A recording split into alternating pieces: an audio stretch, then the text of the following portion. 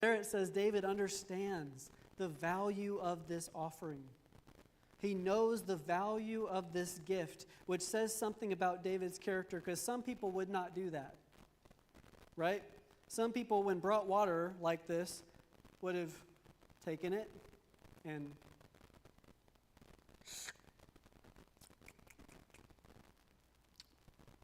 where's the ice? Right? It's called entitlement.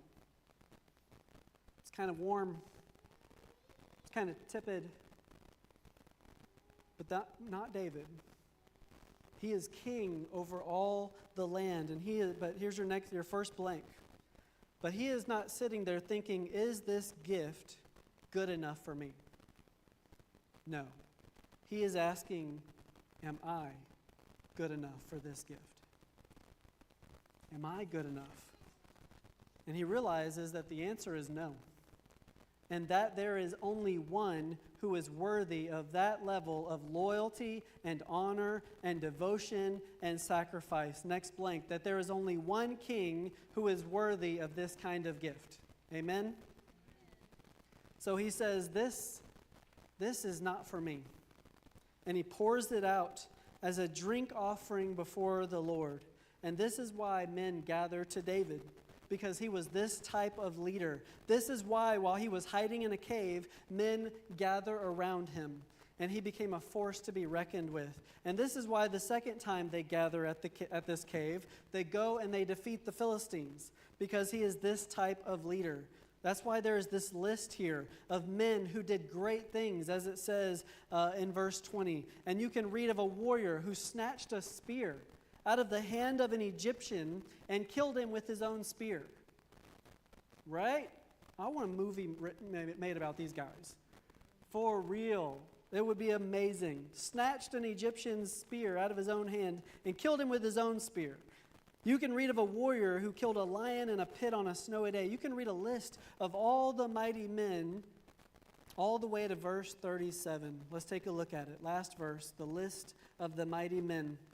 It says, Zelek the Ammonite, Neharai of Beeroth, the armor-bearer of Joab the son of Zeruiah, Ira the Ithrite, Gareb the Ithrite, Uriah the Hittite. 37 in all. Did y'all notice the very last name on that list? It's Uriah. Uriah the Hittite. Now, why would God do that? If you don't know that name, that is the name of Bathsheba's husband. That's the name of David's greatest betrayal, of someone who showed him loyalty and devotion and honor and sacrifice, and then David betrayed him and slept with his wife and then murdered him. It's no coincidence, though, that God would make sure that the last name on his list is Uriah the Hittite, one of David's mighty men. Ultimate betrayal, one of David's greatest, if not his greatest failure. And the answer is because David was exactly right. Next blank.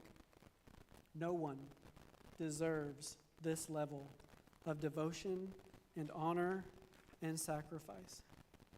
And David certainly didn't, because he has a list. And at the bottom of that list is Uriah the Hittite. And everybody ultimately fails. And I think we all know that inherently.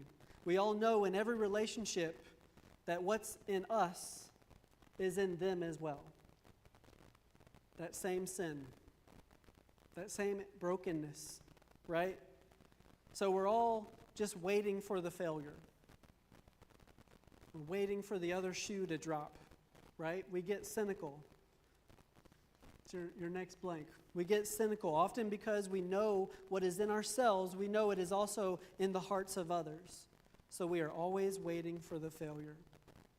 We are never surprised when the other shoe does drop, because we've kind of held out, so we hold back, right? We kind of hold back from each other, knowing that what's in them is in us too. They're going to fail. They're not perfect. We kind of keep ourselves a little bit reserved. And Paul even talks about it as a leader of the church in Corinth. In 2 Corinthians chapter 6, verse 11, when he is speaking to his church in Corinth, and we definitely do this with our leaders. Paul here as a leader of this church speaks, and he says, "We have spoken freely to you, Corinthians. Our heart is wide open. You are not restricted by us, but you are restricted in your own affections. In return, I speak as to children, widen your hearts also." Paul says, "I have been open-hearted towards you, and yet you have closed your own heart. You're not as open in your heart towards me as I am towards you." In 1987, at Talladega, NASCAR, Bobby Allison's race car flew off the track, destroyed fencing, like hundreds of fencing, 100 feet of fencing, smashed into the fence. All kinds of debris flew into the audience, and at the same time, Bill Elliott set the record for the 2 fastest speeds on a racetrack because the cars kept getting faster, and NASCAR got spooked. So the cars were getting too fast. So they came up with a requirement that on each car, they would put a plate on the air intake on the engines, restricting the amount of air that goes into the engines, thereby decreasing the horsepower of the engines and slowing the speed of the car. It didn't allow enough air in.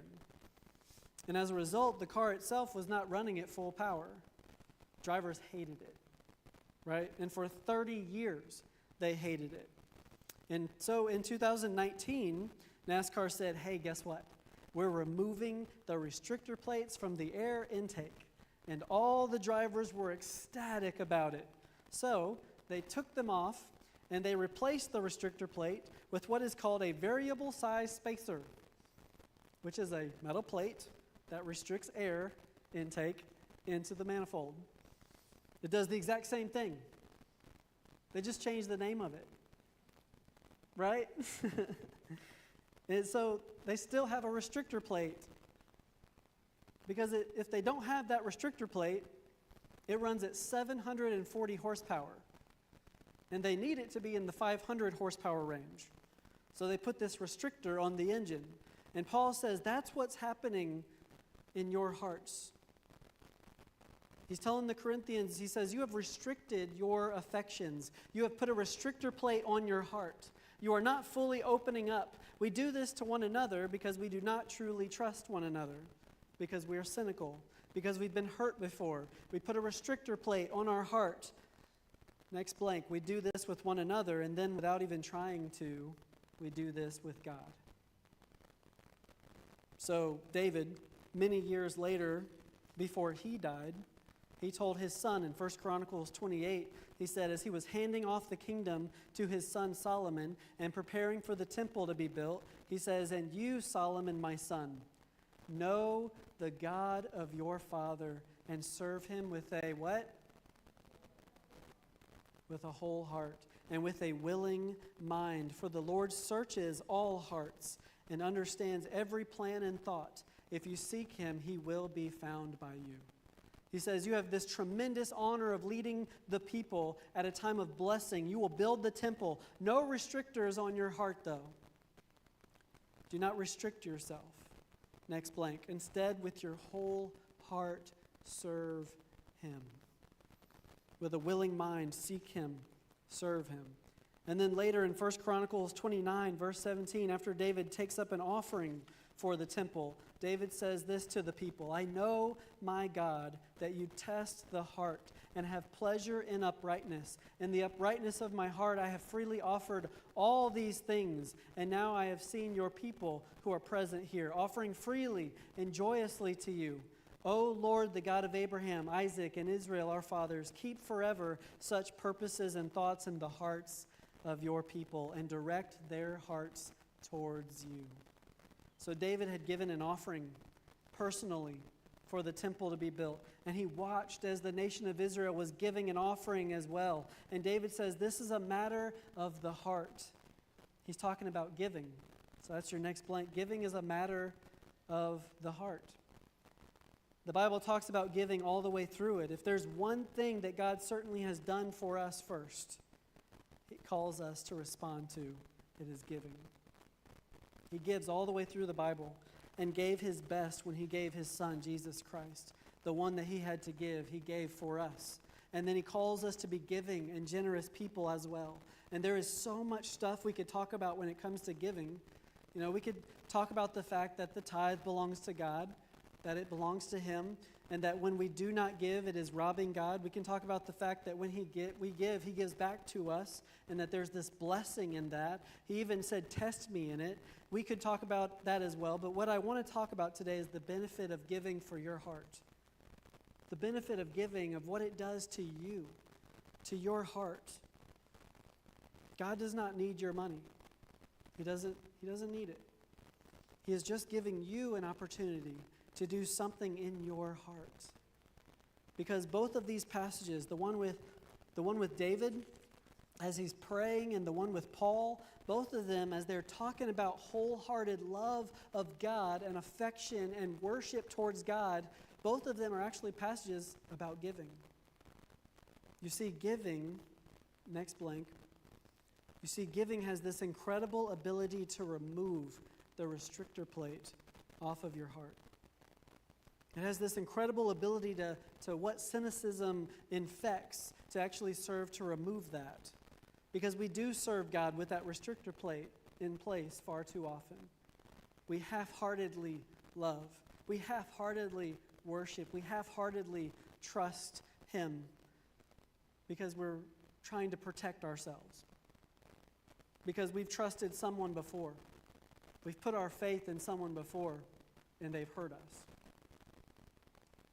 But here's the thing about God. As you get to know Him more and more and more throughout the years, if you have put your faith in Jesus Christ, you will spend your eternity getting to know Him more and more and better and better. You will know Him in increasing ways in all of His infiniteness. And through all of that, you will never find a skeleton in His closet. There is no Uriah on God's list. He is the only one who is worthy of the level of devotion shown to David here. And David realized that. And he said, this gift, I am not worthy, but I know who is. I'm not good enough for this gift, but He is. And he poured it out as a drink offering for the Lord. He said, this is not for me, this is for God. Write it down. He is the only one who deserves your whole, complete, unrestricted heart. And giving has this incredible ability to open your heart up. It has a supernatural ability to remove the restrictor plate from your heart. I want to invite the worship team to come on up because I'm going to close right now.